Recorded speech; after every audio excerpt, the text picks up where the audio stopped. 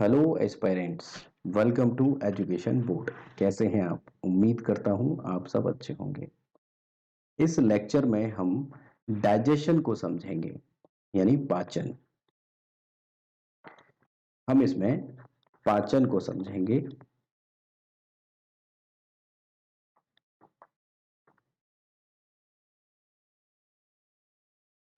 पाचन, देखिए पाचन जो है, मैंने आपको लास्ट लेक्चर में ये बताया था कि आप कुछ भी खाइए तो आपकी जो बॉडी है वो किसको समझेगी? वो कुछ ही चीजों को समझ पाती है। जैसे प्रोटीन है ना, प्रोटीन समझ रही है वो। जैसे फैट है, जैसे कार्बोहाइड्रेट है ना, इनको तो जैसे मिनरल है, मिनरल्स हैं, ठीक है, विटामिन्स हैं, इन्हीं को तो समझती है ना। तो वो क्या करती है बॉडी, जैसे ही आप खाना खाते हैं तो प्रोटीन को वापस से तोड़ती है वो, तो वो अमीनो एसिड्स में तोड़ देती है, और फैट को फैटी एसिड में तोड़ देती है,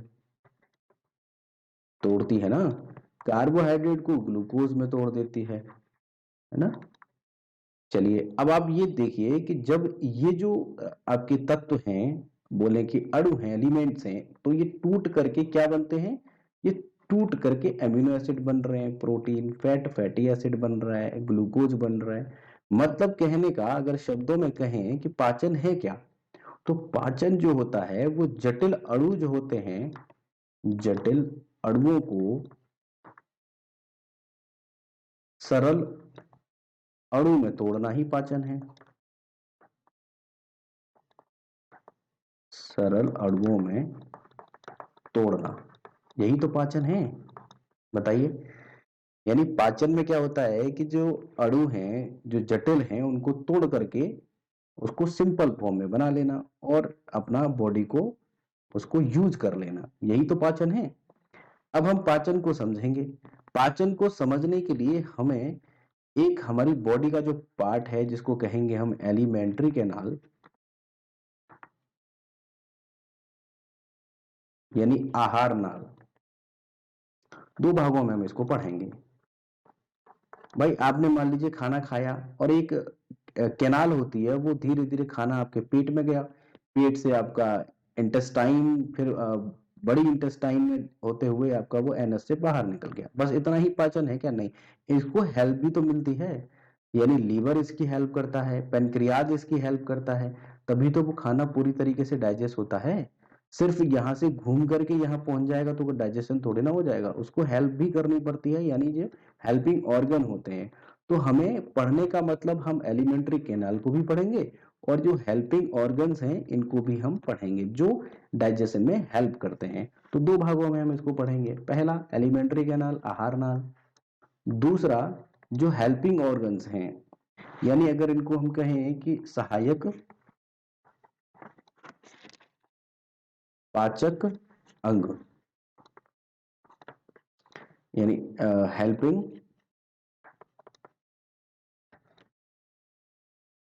डाइजेस्टिव ऑर्गन, ठीक है।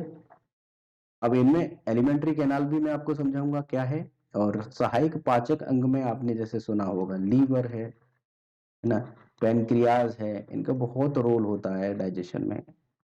और जैसे कि पेनक्रियाज हो गया, लीवर हो गया, है ना, और अमाशय है, स्टमक है ना, और स्टमक है ना, इन सबको हम पढ़ेंगे। जैसे अपेंडिक्स है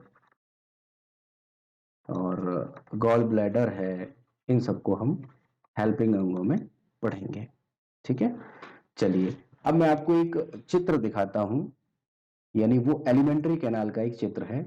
तो देखिए इसको आप समझिए, है ना, और मैं आपको थोड़ा इसमें बताता हूं कि यहां पर ये जो देख रहे हैं ये आपका मुख है, बोले तो माउथ है, माउथ कैविटी है। यहां से आपने खाना खाया, खाना यहां से होते होते यहां तक पहुंचा, इसको हम फेरिंग्स कहते हैं, ठीक है।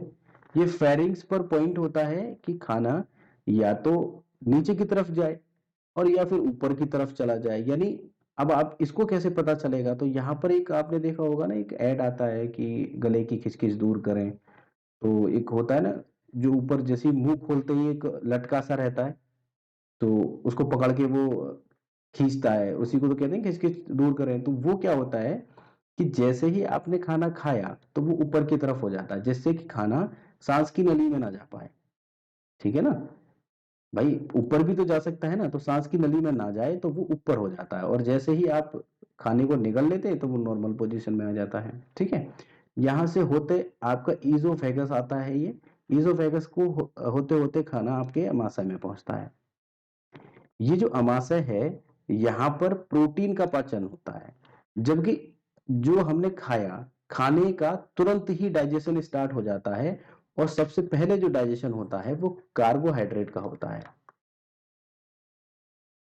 कार्बोहाइड्रेट का।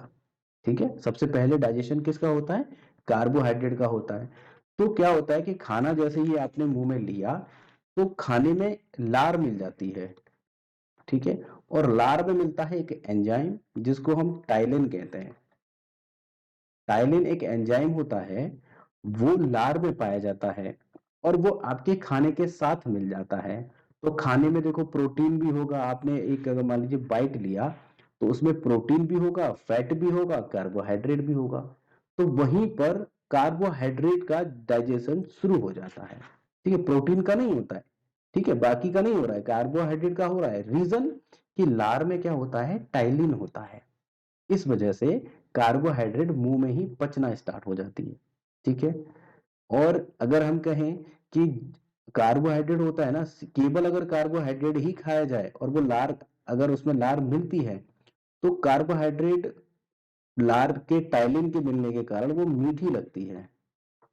आप अगर केवल खाली रोटी खा के देखना, जिसमें प्योर कार्बोहाइड्रेट रहता है ना, तो आप देखेंगे कि उसमें नमक वगैरह कुछ नहीं होना चाहिए, आप देखेंगे कि वो आपको मीठी लगेगी। रीजन यही है कि कार्बोहाइड्रेट जो होता है वो मीठा लगता है टाइलिन के मिलने के बाद। ठीक है, चलिए, इसके बाद में क्या है कि वो फेरिंग्स और ईजोफेगर होते हुए अमाशय तक पहुंचता है। ठीक है, अमाशय में क्या होता है, जो आपने यहाँ पर तो कार्बोहाइड्रेट का पाचन शुरू हो गया था, लेकिन प्रोटीन जो आपने खाया उसका पाचन शुरू नहीं हुआ, तो वो पाचन जा करके यहाँ पर होता है। तो यहाँ पर प्रोटीन का 70% डाइजेशन प्रोटीन का हो जाता है।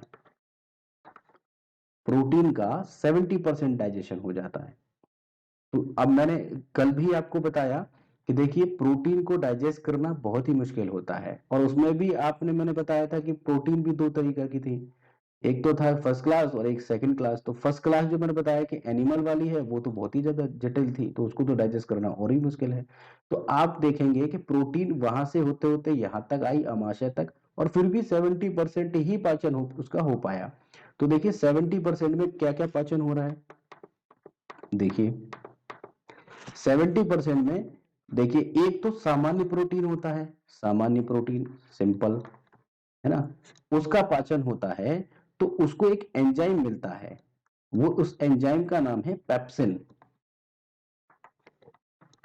यानी अमाशय में एक एंजाइम मिलेगा जिसको हम पेप्सिन कहते हैं, और पेप्सिन सामान्य प्रोटीन जो होता है उसका पाचन कर देता है।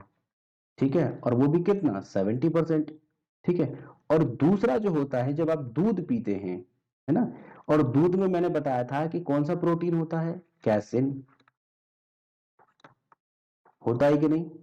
कैसिन बोल सकते हैं, काइसिन बोल सकते हैं, कई जगह आपको काइसिन भी नाम मिलेगा। तो ये जो काइसिन प्रोटीन है, इसको जो पाचन करेगा, यहां पर तो पेप्सिन कर रहा है, यहां पे करेगा रेनिन। तो देखिए दो एंजाइम आपको मिले। ये दो एंजाइम्स क्या हैं, कैसे काम करते हैं, अभी मैं आपको सिर्फ ये इसका जो इंट्रोडक्शन बता रहा हूँ। बारी बारी से हम इनको भी पढ़ेंगे, एंजाइम्स कौन कौन से होते हैं, ये एंजाइम्स का काम क्या होता है, पेप्सिन कौन सा एंजाइम है। अभी आप इतना समझ लीजिए कि पेप्सिन जो है वो सामान्य प्रोटीन जो होता है उसको अमाशय में क्या करता है? डाइजेस्ट करता है। जबकि कैसिन प्रोटीन जो बाकी जो कैसिन प्रोटीन होता है जो कि आपका दूध में मिलता है, उसको रेनिन एंजाइम जो है डाइजेशन करता है उसका। 70% हो लिया। ठीक है, इसके बाद आगे बढ़ते हैं। इसके बाद में खाना जो है, ये जो अंदर आप छोटा छोटा देख रहे हैं, ये स्मॉल इंटेस्टाइन है, ठीक है। लेकिन अगर लंबाई की बात करें तो इसकी लंबाई इस वाली यानी बड़ी आंत से ज्यादा है। और ये जो आंत देख रहे हैं आप, चौड़ाई में जिसकी ज्यादा चौड़ाई दिख रही है, ये आपकी बड़ी आंत है। और ये आपकी छोटी, इधर जो अंदर दिखाई दे रही है, ये छोटी आंत है। लिखा है स्मॉल इंटेस्टाइन और ये है लार्ज इंटेस्टाइन। आपको कंफ्यूजन ना हो इसलिए मैं आपको बता रहा हूं कि ये इसकी चौड़ाई ज्यादा है, इसलिए इसको हम बड़ी आंत कहते हैं। लेकिन लंबाई इसकी इससे ज्यादा नहीं है। दूसरी जो आंत है जिसको हम छोटी आंत कहते हैं, उसकी लंबाई ज्यादा है। मतलब कि हमने इनको छोटी और बड़ी आंत किसके आधार पे कहा है? इनकी चौड़ाई के आधार पर। तो जो चौड़ा है उसको हमने बड़ी आंत कह दिया, और जो पतला है उसको हमने छोटी आंत कह दिया। जबकि लंबाई में अगर देखा जाए तो कौन लंबी है? छोटी आंत ज्यादा लंबी है, जबकि बड़ी आंत इतनी लंबी नहीं है। अब कितनी लंबी है सब हम चर्चा करेंगे बारी बारी से, ठीक है। यहां तक आपने समझ लिया होगा। खाना इसके बाद, अमाशय के बाद छोटी आंत में आता है। अब छोटी आंत आप देख रहे हो यहाँ से ऐसे घूमते घूमते इतनी बड़ी है ना, लंबाई भी इसकी काफी है। तो इसके भाग होते हैं, वो 3 भाग हैं इसके, ठीक है। मैं इनको पॉइंट वाइज आपको बताऊंगा और आप उनको नोट भी करना, अभी आप समझ लीजिए। तो जो स्मॉल इंटेस्टाइन है, अमाशय के बाद खाना कहाँ पर आया? स्मॉल इंटेस्टाइन में। तो इसका सबसे पहला जो भाग होता है उसको हम ग्रहणी कहते हैं। ग्रहणी, इंग्लिश में कहते हैं ड्यूडेनम। ड्यूडेनम, ठीक है। पहला भाग ड्यूडेनम होता है। अब जो बाकी जो बचा खाना था, इसका ज्यादातर जो डाइजेशन होता है ना, वो यहीं पर होता है। बाकी बचे हुए खाने का डाइजेशन यहीं पर होता है। देखिए थोड़ा ज्यादा कंजेस्टेड हो गया,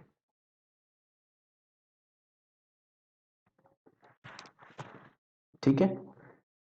ग्रहणी पहला भाग मिला हमें ड्यूडेनम। पूरे भोजन का सर्वाधिक पाचन यहीं पर होगा, जो बचा है। तो कभी क्वेश्चन पूछता है कि सर्वाधिक पाचन हमारा कहां पर होता है, तो स्मॉल इंटेस्टाइन के ग्रहणी में। वैसे तो पूछेगा कि कहां पर होता है, तो ऑप्शन में अगर स्मॉल इंटेस्टाइन है तो टिक करेंगे। उसमें भी अगर बारीकी से और अंदर जाके पूछ रहा है तो उसका कौन सा भाग है? ग्रहणी ड्यूडेनम, ठीक है।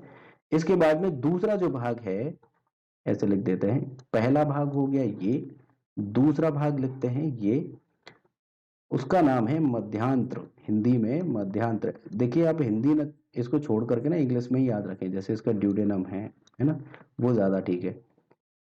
इसको बोलते हैं जैजुनम। दूसरा भाग कौन सा हो गया? जैजुनम। तो ये किसके हम पढ़ रहे हैं? स्मॉल इंटेस्टाइन के पढ़ रहे हैं, ठीक है। तीसरा जो भाग है जिसको हम बोलते हैं शेषांत्र, इलियम।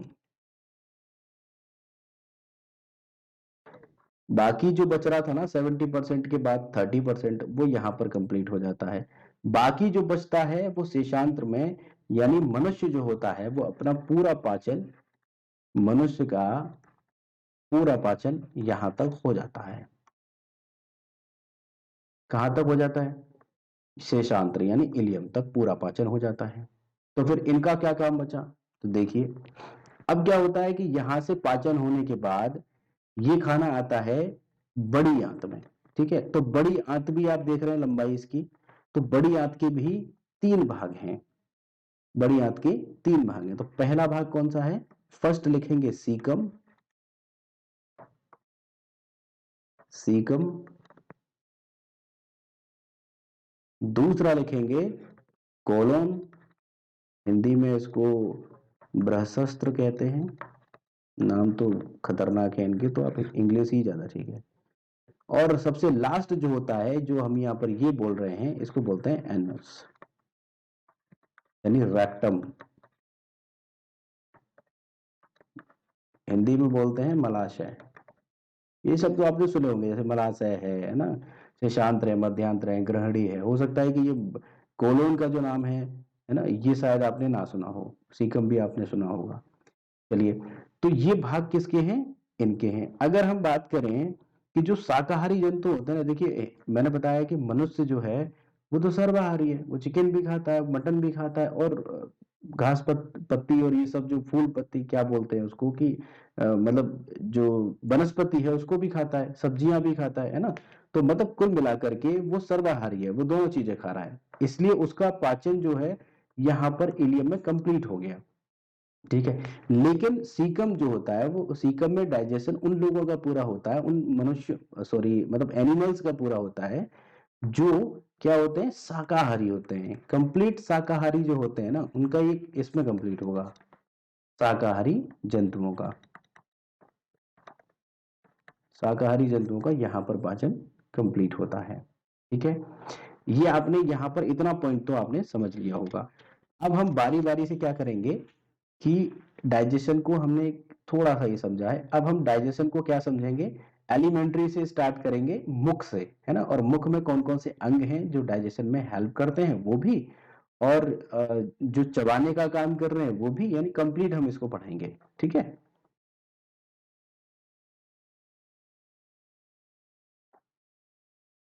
चलिए अब हम यहाँ पर एक हेडिंग बनाएंगे, एलिमेंट्री कैनाल।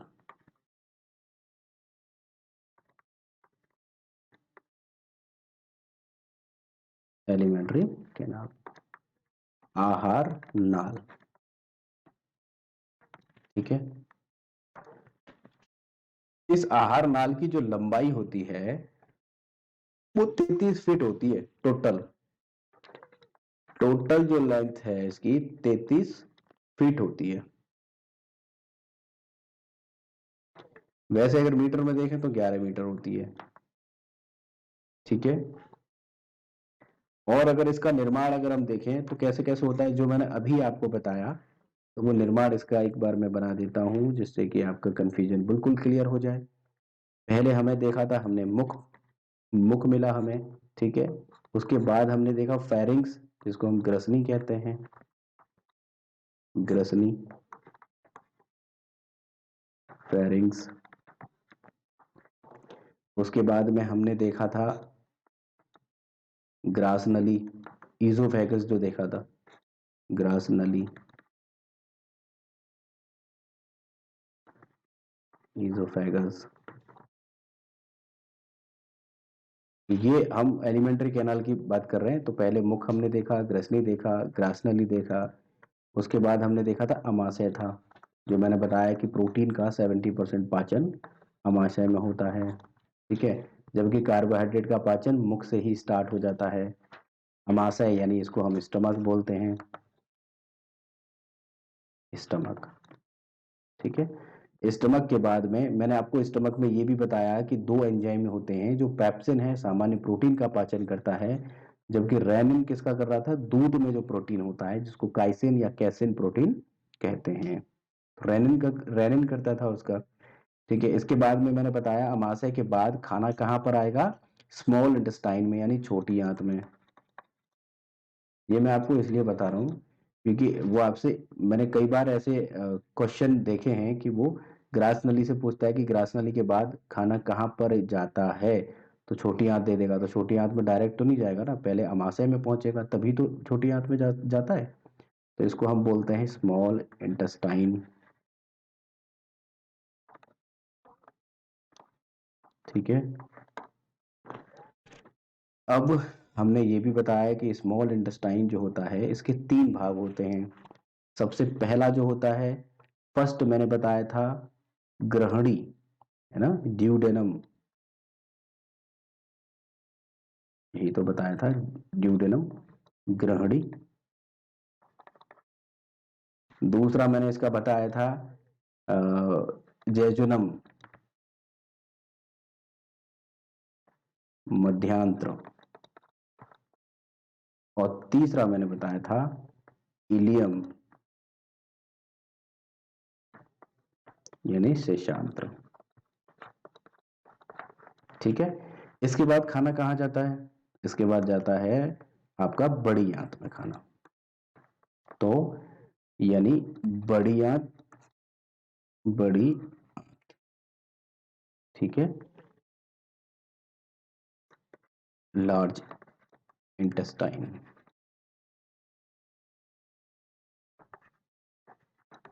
ठीक है। मैंने बताया कि इसके भी 3 भाग होते हैं। पहला सीकम,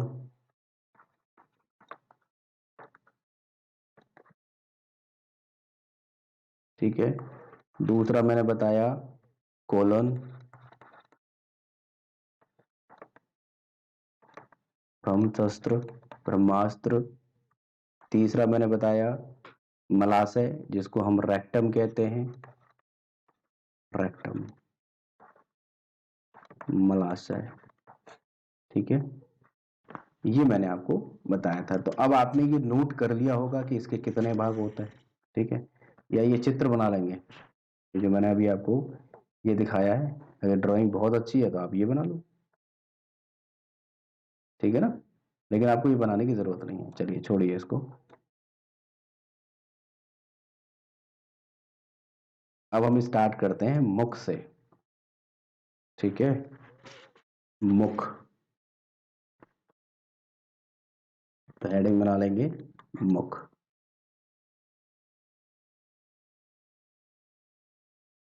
है ना, माउथ। अब ये बताइए, जैसे आप खाना खाते हैं तो दांत तो उसको चबाते हैं, ठीक है। और टेस्ट कौन देखता है? जीभ। तो पहले किसको पढ़ लें, दांतों को पढ़ लें या जीभ को पढ़ लें, बताइए। चलिए जीभ को स्टार्ट कर लेते हैं, वो ठीक रहेगा, ठीक है। तो मैं इसमें एक जीभ का एक फोटो डाल देता हूं।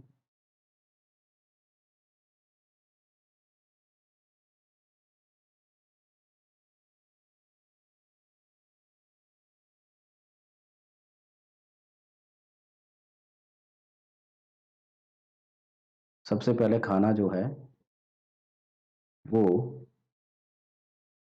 जीभ में आता है, सॉरी जीभ पर आता है, ठीक है। जीभ के बाद अब हम इसके पार्ट समझ लेते हैं, ठीक है। ये देखिए, ये जो शुरुआती पार्ट है ना, ये वाला जो हिस्सा है, ये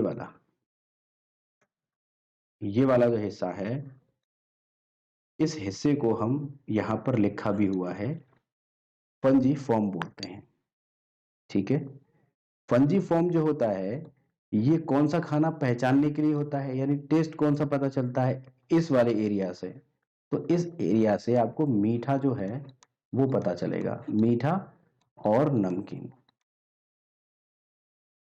ये बताने की तो जरूरत नहीं है अग्रभाग है, ये मध्य भाग है, ये पश्च भाग है, ऐसा बताने की जरूरत तो है नहीं। ये आगे का भाग है, ये बीच का है, और ये सबसे पीछे का है, ठीक है। अग्र पश्च करने की जरूरत ही नहीं है इसमें। तो इसको हम क्या बोलते हैं, फंजी फॉर्म बोलते हैं। तो फंजी फॉर्म जो एरिया है वो क्या पता करता है, मीठा और नमकीन, ठीक है। इसके बाद जो दूसरा है उसको हम बोलते हैं, ये वाला जो दूसरा एरिया है बीच का, इस बीच के एरिया को हम बोलते हैं, साइड से ये करके आएगा और ये वाला भी आएगा, इसमें बने हुए हैं, ये वाला साइड से। तो इस एरिया को हम बोलते हैं फोलिएट, ठीक है, फोलिएट। या फिर हम इसको फिलीफॉर्म बोलते हैं, फोलिएट या फिलीफॉर्म, ठीक है। इतना क्लियर हो गया ये वाला। अब इसका ये टेस्ट जो होता है वो कौन सा पहचान करता है, तो ये खट्टे को पहचानता है, ठीक है, खट्टे को पहचानता है। ये वाला जो हिस्सा है पीछे का, सबसे लास्ट, ये वाला, इसको हम बोलते हैं यानी कर्स्यू मिलेब्लेट, ठीक है। ये जो पहचानता है ये कड़वे को पहचानता है, इसको हम पश्च भाग भी बोलते हैं, ठीक है। तो इन भागों को हमने देखा कि इसके 3 भाग हैं। एक अंदर का भाग है जो कि कड़वे को पहचान रहा है, जो बीच का भाग है उसको हम खट्टे को पहचान रहा है, और जो सबसे शुरुआती है अग्र भाग है उस वो मीठा और नमकीन को पहचानता है। अगर मैं आपसे ऐसा कहूं कि ये जो हमने पढ़ा है ये गलत है, ऐसा है ही नहीं, तो एक्चुअली ये सब किताबों में लिखा तो है बट साइंटिफिक है नहीं, ऐसा लगता नहीं है कि ऐसा होता है। आप कभी चेक करिएगा, आप ना मीठे को यहाँ रखना, फिर आप देखना कि क्या मीठे को आप पहचान पाते हैं कि नहीं। आप यहाँ पे रख लेना तो पता करना कि मीठा आप पहचान लेते हैं कि नहीं। और पता नहीं किसने थ्योरी दी है जो कि हमें पढ़नी पड़ती है और एग्जाम में आती है, तो फिर आपको नंबर भी मिलेंगे उसके, तो इसलिए आपको याद करनी चाहिए, ठीक है। और इसमें कितनी सच्चाई है ये नहीं कह सकते। जीभ को हमने समझ लिया। जीभ के बाद अब हम लार ग्रंथियां देखते हैं। लार ग्रंथियां,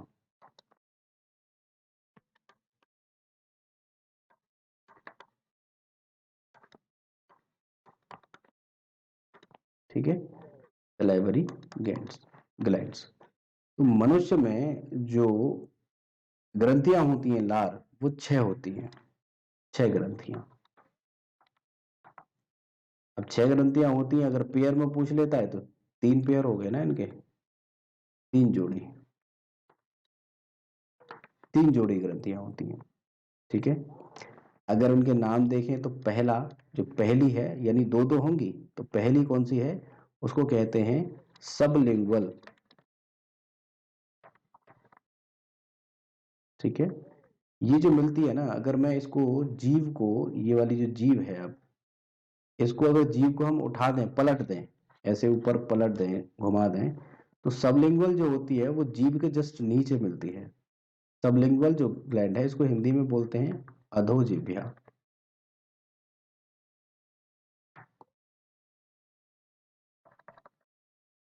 ठीक। अगर इसको हम ऐसे पलट देंगे तो ये जीभ के जस्ट नीचे मिलती है, तो जीभ के नीचे स्थान इसका कौन सा हो गया, जीभ के नीचे। और इसकी खासियत, ये सबसे छोटी होती है, ग्लैंडों में सबसे छोटी होती है, जो आप सलाइवरी ग्लैंड पढ़ रहे हैं सबसे छोटी, ठीक है। तो पूछ सकता है कि सबसे छोटी लार ग्रंथि कौन सी है, तो सबसे छोटी है सबलिंगुअल, जो कि जीभ के नीचे मिलती है। दूसरी हम पढ़ते हैं, दूसरी पैरोटिड ग्लैंड, पैरोटिड, पैरोटिड। ज्यादातर जो नाम है ना, कभी कभी जो इंग्लिश में नाम है वही हिंदी में नाम है, इसीलिए इंग्लिश में पढ़ने में ज्यादा ठीक रहता है ये। तो पैरोटिड जो ग्लैंड है, ये कहाँ मिलती है, ये कान के नीचे मिलती है, जीभ से अंदर की तरफ कान के नीचे, ठीक है। तो कान के नीचे मिलती है, और इसकी खासियत, ये सबसे बड़ी ग्रंथि है, सबसे बड़ी ग्रंथि है, और कान के नीचे मिलती है, पैरोटिड ग्लैंड इसको कहते हैं, ठीक। दूसरा, जब आपने सुना होगा एक रोग होता है जिसको हम गलसुआ रोग कहते हैं, गलसुआ, या मम्स जिसको कहते हैं, मम्स, मम्स। मम्स जो ये रोग होता है ना, उसमें यही वाली जो पैरोटिड ग्लैंड है ना, ये स्वेलिंग कर जाती है, ये प्रभावित होती है, मम्स जो होती है वो प्रभावित होती है गलसुआ में, है ना। दोनों, जैसे कान के नीचे की साइड जो दोनों जगह होती हैं वहां पर स्वेलिंग सी आ जाती है। और हालांकि ग्रामीण क्षेत्रों में उसकी कुछ और मान्यताएं हैं कि वो किन्हीं एक्टिविटीज की वजह से ऐसा होता है कि गर्ल्स हुआ मम्स स्वेलिंग कर जाते हैं, है ना। जबकि वो होता क्या है कि पैरोटिड जो ग्लैंड है वो कान के नीचे वाली, वो डिसबैलेंस, मान लीजिए कि डिसऑर्डर में आ जाती है, जिसकी वजह से वो गलसुआ जो है एक रोग हो जाता है। तीसरी हम देखते हैं, हमने देखा ना ये सबसे बड़ी है, तीसरी देखते हैं। तीसरी ग्लैंड, इसको बोलते हैं सब मैंडिबुलर, सब मैंडियो मैंडिबुलर, सब मैंडिबुलर, ठीक है। और सब मैक्सिलरी, दूसरा एक और नाम है इसका, सब मैक्सिलरी,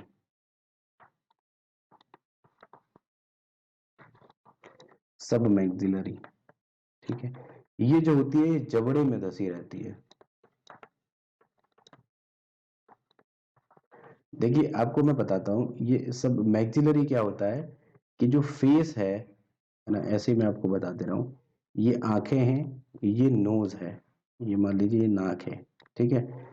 तो नाक की लेफ्ट में ये जो हिस्सा रहता है ना, चीक्स वाला, ये वाला, ये नाक से जुड़ा हुआ, इसको मैक्सिलरी बोलते हैं। इधर का भी ये हिस्सा, इसको भी मैक्सिलरी बोलते हैं। और इसके नीचे जो हड्डी होती है उसको मैक्सिलरी बोन बोलते हैं, मैक्सिलरी हड्डी होती है। तो उसी से रिलेटेड है, ये कहाँ रहती है, जबड़े में धसी रहती है। तो जबड़ा है भी तो यहीं पर ना, इसके अंदर की तरफ आप देखेंगे यहाँ पर जबड़ा है, एक नीचे की साइड है, तो ये यहीं पर धसी रहती है। समझ गया ना? ड्राइंग थोड़ा सही है ये। चलिए, सब मैक्सिलरी उसको बोलते हैं, जबड़े में धसी रहती है। ठीक है, स्थान अगर पूछता है तो मैक्सिलरी आपको समझ में आ गया होगा। और ये जो होती है बीज का साइज होता है इसका, ना तो ये बड़ी होती ना ही इतनी छोटी होती। तो सबसे बड़ी कौन सी हो गई? पैरोटिड ग्लैंड हो गई, जिससे कि गलसुआ रोग होता है। और सबसे छोटी कौन सी हो गई? ये हो गई सबलिंगुअल। ठीक है, इतनी बात क्लियर है। अब लार ग्रंथियों की बात हुई है तो देखते हैं कि लार निकलता कितना है। देखो, 24 घंटे में ना लगभग 1.5 लीटर के आसपास, लगभग 1.5 लीटर 24 घंटे में, पर 24 आवर, इतना लार जो है ये ग्लैंड्स निकालती हैं। अगर लार आप देखें कि छोटा बच्चा जब होता है तो उसकी लार बहुत निकलती है। रीजन ये प्राकृतिक है कि उसको लार ज्यादा आती है। मतलब कि वो बच्चा, ये सब ऊपर वाले ने ऐसा बनाया है कि बच्चा क्या होता है कि कभी जमीन से कुछ उठा करके खा लेता है तो उसकी मतलब लार में एक एंजाइम होता है जो कि बैक्टीरिया को मार देता है। अब वो जमीन से उठा के खा लेता है तो उसमें क्या होगा? बैक्टीरिया होंगे जो कि उसको हानि पहुंचा सकते हैं बच्चे को। तो नेचुरली क्या है कि उसकी लार ज्यादा निकलती है। लार ज्यादा निकलती है तो लार में एक लाइजोजोम जाइम होता है, लाइजोजाइम। लाइजोजाइम एक एंजाइम होता है जो कि बैक्टीरिया को मार देता है, इसलिए बच्चे की लार बहुत निकलती है। दूसरा, एक कुत्ते की लार बहुत निकलती है। इसीलिए आपने देखा होगा कुत्ता कि अगर उसकी कहीं लग जाती है, चोट लग जाती है, तो वो उसको चाटना स्टार्ट कर देता है और चाट चाट कर सही कर लेता है। लेकिन अगर उसके सिर पर लग जाए तो फिर चाटेगा कैसे? इसलिए उसके सिर पर अगर चोट लग जाती है तो कुत्ते का बचने का चांस जो होता है ना वो बिल्कुल नहीं होता। लेकिन अगर कहीं और लग जाए तो वो बिल्कुल सही कर लेता है ना? तो आप समझ गए होंगे, लार कुत्ते के बहुत आती है, छोटे बच्चे के बहुत आती है, और सामान्य मनुष्य के 1.5 लीटर तक ये लार निकलती है, और 24 घंटे में। ठीक है। अच्छा, दूसरा एक होता है पीएच मान। पीएच मान मैं आपको केमिस्ट्री में आपको प्रॉपर बताऊंगा। पीएच मान अभी आप ये समझ लीजिए कि पीएच मान का एक स्केल होता है जिसमें कि हम ये पता करते हैं कि इसकी ये अम्लीय है या क्षारीय है। मानते हैं तो उसकी एक वैल्यू मान रखी है 7। अगर वो 7 से ऊपर है रेंज, तो वो क्या हो जाता है? क्षारीय हो जाता है, क्षारीय, एल्कलाइन। ठीक है। और अगर 7 से नीचे है, और जितना ज्यादा नीचे है तो वो उतना ही ज्यादा क्या हो जाता है? अम्लीय हो जाता है। तो कभी कभी क्वेश्चन जैसे आता है, हर चीज का पीएच मान होता है। ठीक। तो पीएच में जैसे कभी पूछता है ब्लड का पीएच कितना है। ठीक है। कभी वाटर का पूछता है, वो मैं आपको पूरा बताऊंगा। तो आप ये समझिए कि 7 से ऊपर अगर है रेंज, यानी 7 से 8 है, 9 है, 7 पॉइंट कुछ है, तो वो क्या है? उतना ही क्षारीय है। अगर और ज्यादा है, 10 है, 11 तक है, तो क्या है? उतना ही ज्यादा प्रबल क्षारीय है। और उतना ही नीचे है तो अम्लीय है, और उतना ही ज्यादा नीचे है तो प्रबल अम्लीय है। जैसे नींबू है, नींबू प्रबल अम्ल में आता है, तो उसका पीएच मान बहुत कम होता है। ठीक है। तो पीएच मान की अगर बात करें तो इसका पीएच मान 6.8 होता है। ठीक है। मतलब कि मैंने बताया कि 7 से अगर नीचे जा रहा है तो वो अम्लीय हुआ, लेकिन प्रबल अम्लीय तो नहीं है ना, तो हल्का अम्लीय है।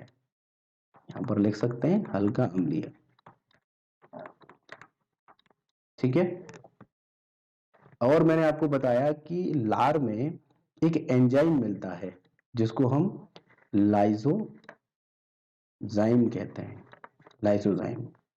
ठीक है। ये क्या करता है कि जो खाने के साथ अगर कोई बैक्टीरिया आ रहा है तो खाने के साथ आने वाले बैक्टीरिया को मार देता है। खाने के साथ आने वाले बैक्टीरिया को मार देता है भाई, जिससे कि बॉडी को नुकसान ना हो, को मार देता है। आप अपनी लैंग्वेज में इनको नोट करिएगा। ठीक है। मेरा उद्देश्य आपको समझाना है, और बाकी मैं आपको पूरी तरीके से इनके सब पॉइंट्स बता रहा हूँ, तो आप इनको नोट करते रहिए। ठीक है, ये आपको समझ आ गया। बच्चे में ज्यादा होता है, प्राकृतिक है ये। ठीक है, कुत्ते में ज्यादा होता है। चलिए, दूसरा, अब हम आते हैं, हमने जीभ और लार ग्रंथियों को पढ़ लिया है। ठीक है। अब हम आते हैं दांतों पर। टीथ। तो टीथ के लिए मैं एक इसमें पिक्चर ऐड कर देता हूं जिससे कि आपको समझ आ जाए।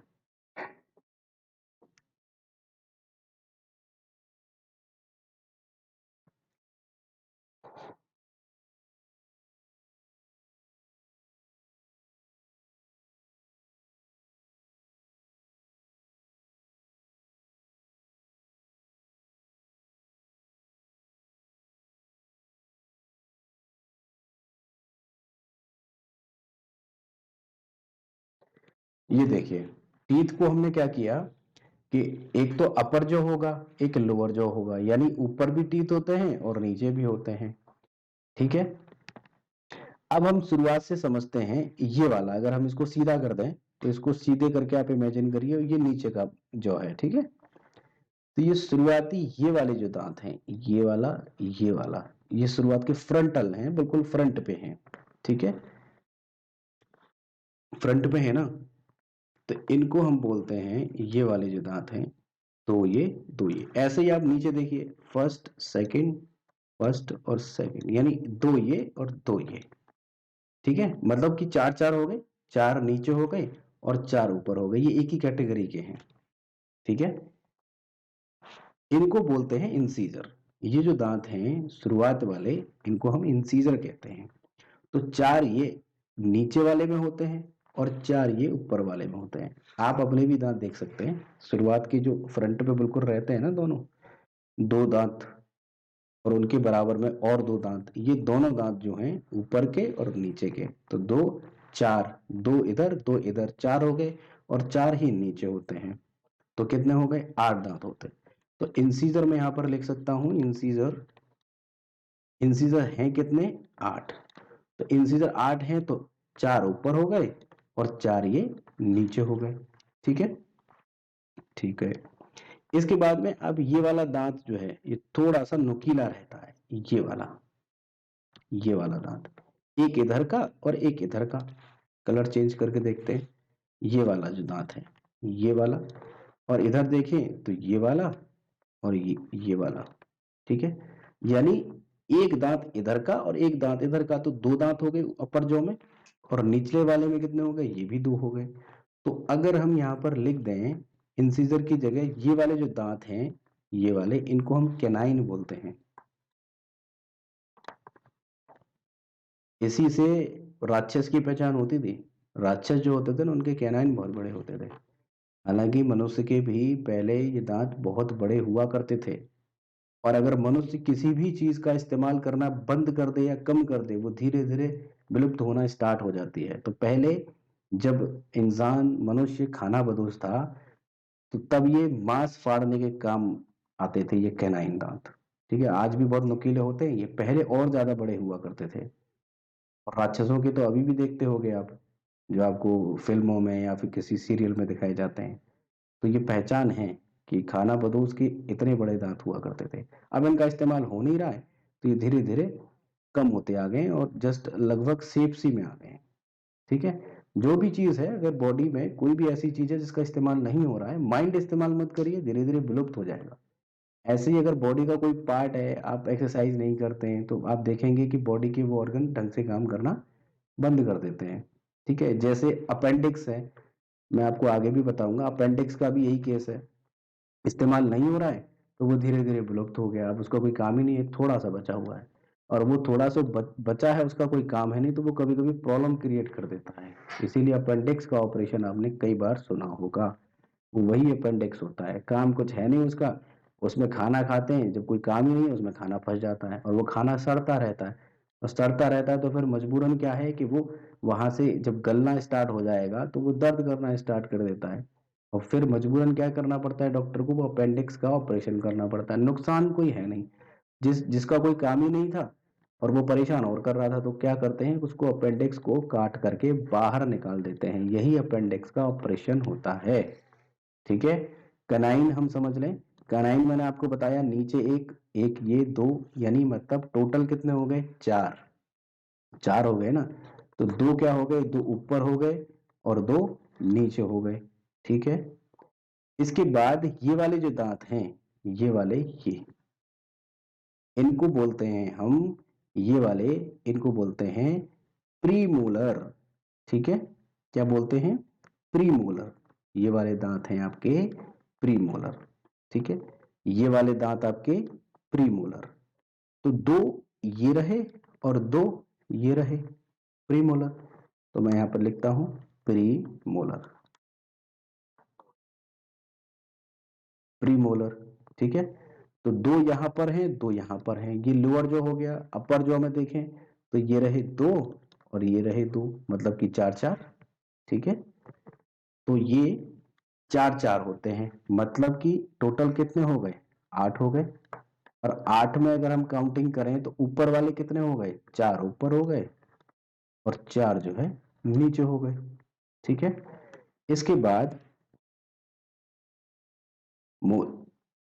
प्रीमोलर हो गया, इंसीजर हो गया, कैनाइन हो गया। यहां पे लिख देते हैं इस एरिया में। कैनाइन हो गया, इंसीजर हो गया, प्रीमोलर हो गया। अब ये जो बचे हुए आप बाकी जो देख रहे हैं, ये तीनों दांत, ये वाले तीन ये और नीचे भी तीन ये, इनको दाढ़े बोलते हैं वैसे तो। तीन ये तीनों जो हैं, यानी 3 और 3 6, नीचे हो गए 6 और 6 ही ऊपर हैं। तो मतलब टोटल हो गए 12 और इनको बोलते हैं मोलर। वो है शुरुआत के प्री मोलर, ये वाले, ये दोनों दांत प्री मोलर हैं। और ये वाले जो अंदर वाले हैं इनको हम मोलर बोल रहे हैं इनको। ठीक है, तो मैं यहाँ पर मोलर लिख देता हूं, मोलर। और मोलर कितने हैं? 6 नीचे, 3 और 3 6, 3 और 3 6, 6 और 6 कितने हो गए? 12। तो ये 12 होते हैं। तो ऊपर कितने हैं? 6, नीचे कितने हैं? 6। अब आप इन सबको जोड़ के देखिए, इधर देखिए 8 और 4 12, 12 और 8 20। ठीक है, और 20 और 12 32। तो टोटल दांत कितने हो गए? 32 दांत। ठीक है, ये सामान्य मनुष्य की बात कर रहे हैं। कभी कभी क्या होता है, जिसको हम ये लास्ट वाला है ना, ये वाला जो है, इसको सबसे जस्ट लास्ट जो है, ऊपर ले लीजिए नीचे ले लीजिए, इसको हम विजडम टीथ कहते हैं। कभी कभी इसको अक्कल दाढ़ कहा जाता है। कहते हैं कि ये 25 साल के बाद आता है और बहुत दर्द करता है। और कहते हैं कि इंसान में तभी अकल आती है, जबकि ऐसा कोई साइंटिफिक रीजन नहीं है। ठीक है, ऐसा कुछ नहीं है कि इसको लगने से या इसके आने से विजडम, मतलब बुद्धि बहुत ज्यादा तेज हो जाएगी या बुद्धि आ जाएगी, ऐसा कुछ नहीं है। सिर्फ कहने की बात है। पुरानी धारणाएं कुछ चली आ रही है, लोग मानते हैं और कुछ लोग नहीं मानते हैं। तो आपको नहीं मानना है। ठीक है, अदरवाइज पढ़ने का कोई फायदा नहीं है। ये विजडम टीथ नहीं होता, बस इसका नाम होता है। ठीक है, वैसे तो देखिए थर्ड मोलर भी लिखा है, ऐसे कभी क्वेश्चन नहीं पूछता है। सिंपल आपसे यही पूछेगा, इंसीजर कितने होते हैं? ये होते हैं आपके 8, 4 ऊपर 4 नीचे। कैनाइन कितने होते हैं? तो कैनाइन होते हैं आपके 4, 2 ऊपर और 2 नीचे। एक एक सिंगल सिंगल होता है ना बड़ा वाला दांत। उसके बाद प्रीमोलर पूछेगा 8, यानी 4 ऊपर 4 नीचे। और ऐसे ही मोलर का पूछेगा तो 12, 6 ऊपर और 6 नीचे। इतनी बात क्लियर हो गई होगी। ठीक है, अब हम बात करते हैं इसके फॉर्मूले की। ठीक, तो देखिए मैं आपको इसका फॉर्मूला बताता हूं, जो कभी एग्जाम में पूछ सकता है। हमने शुरुआत में बात की थी इंसीजर की। ठीक है, इंसीजर की, फिर बात की थी कनाइन की, और फिर बात की थी प्रीमोलर की, और फिर बात की थी मोलर की।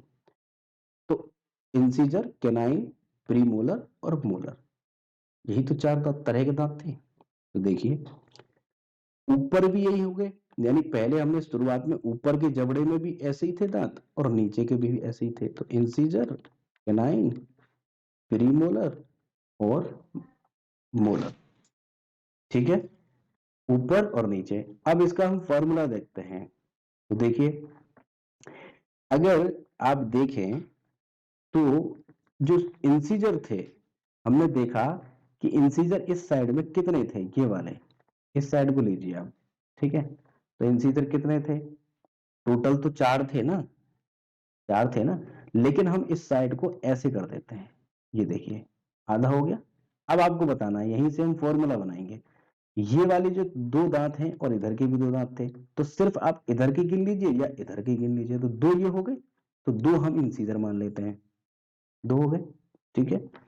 उसके बाद आप देखिए ये जो कैनाइन था, एक इधर था एक इधर था, तो हम दोनों की तरफ तो गिन नहीं रहे, हम सिर्फ इस साइड को गिन रहे हैं, या इस साइड को गिन लीजिए, बात बराबर है।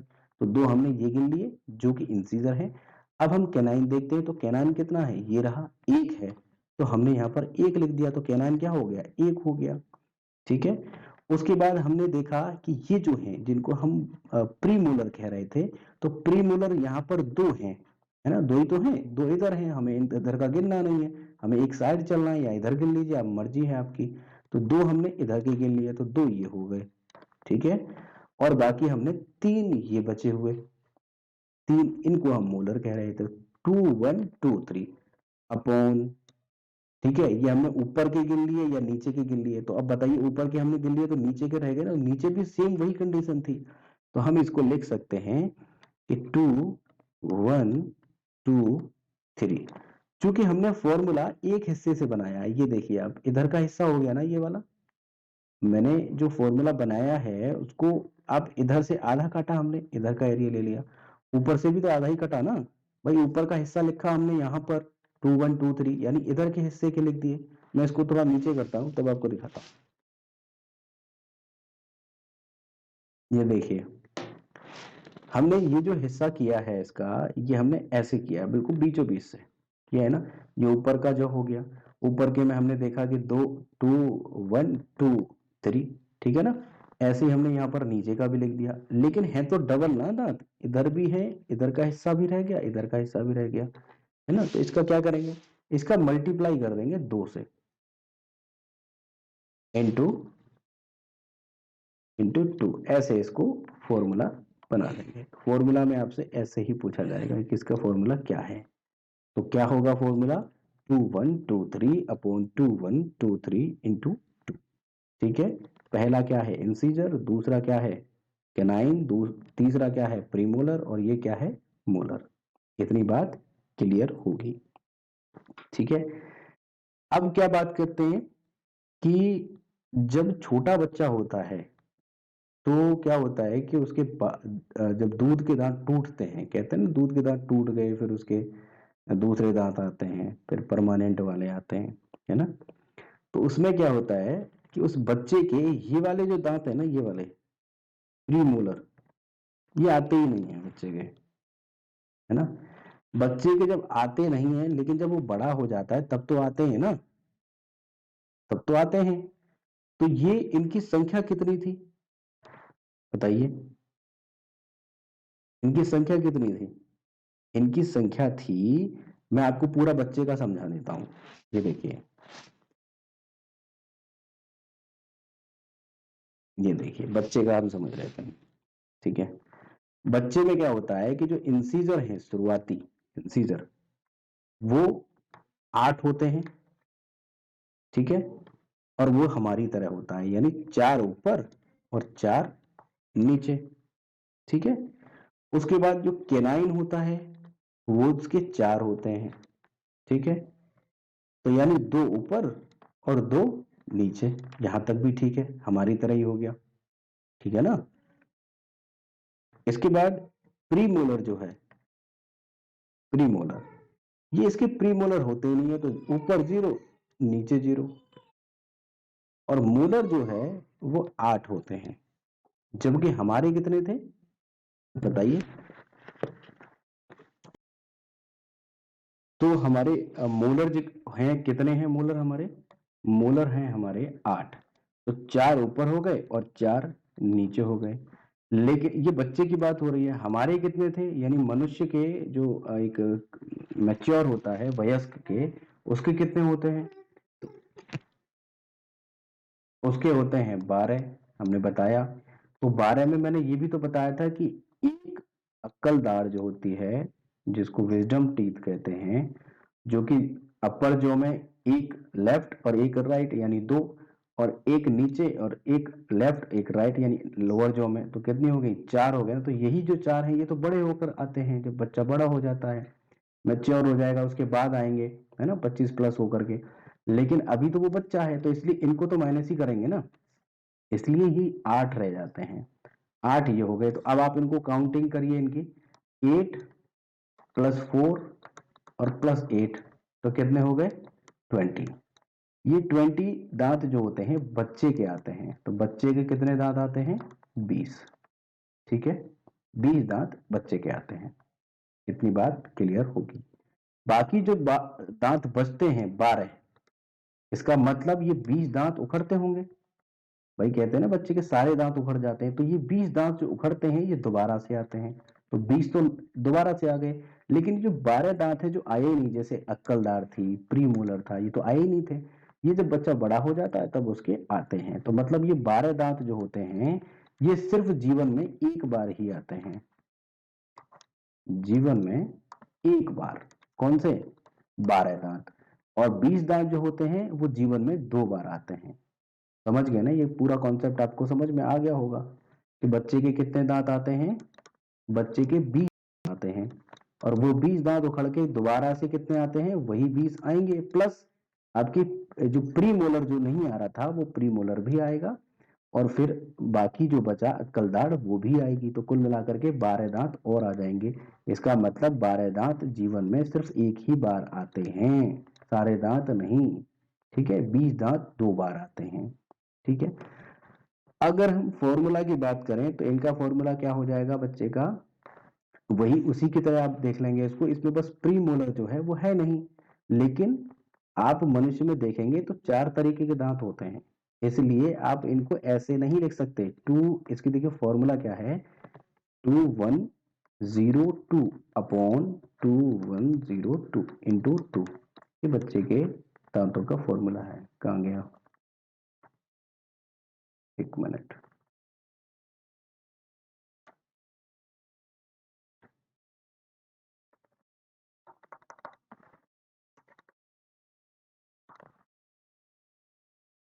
आई थिंक हैंग कर रहा है। चलिए कोई बात नहीं, आज की वीडियो, आज का लेक्चर हम इतना ही रखते हैं। बाकी इसी को थोड़ा सा बता करके फिर अगला टॉपिक स्टार्ट करेंगे। तब तक के लिए बाय बाय।